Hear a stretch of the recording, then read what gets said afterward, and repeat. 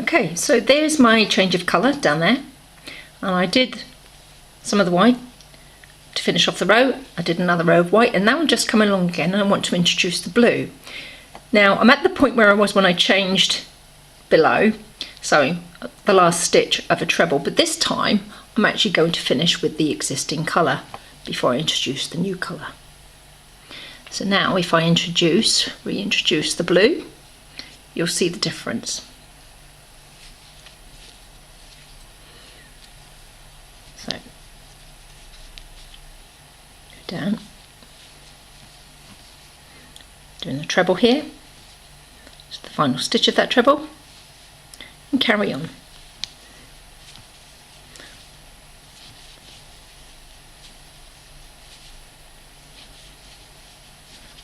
What I'll do is I'll finish off this row and then I'll work back again, and we'll stop and we'll have a look at the differences.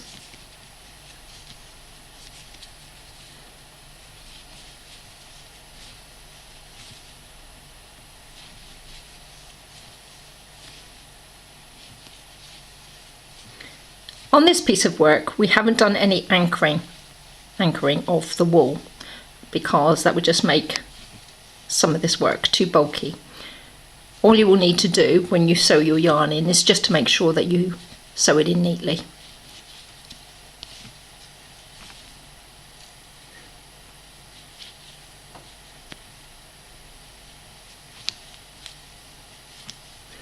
Final treble.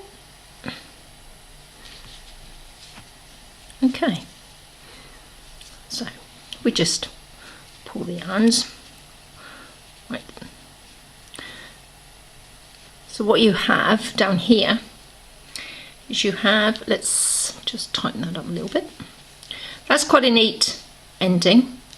Whereas up here, the white, because you started off, you finished off the existing stitch, the final chain, with the existing colour, it's run through the blue. Hope you can see that clearly. So that is a better way, is to actually introduce the colour, as I've said before, as the final chain of a stitch. We just look at the reverse side. These bits you would have to sew in well so that they merge very well and they look better on the other side.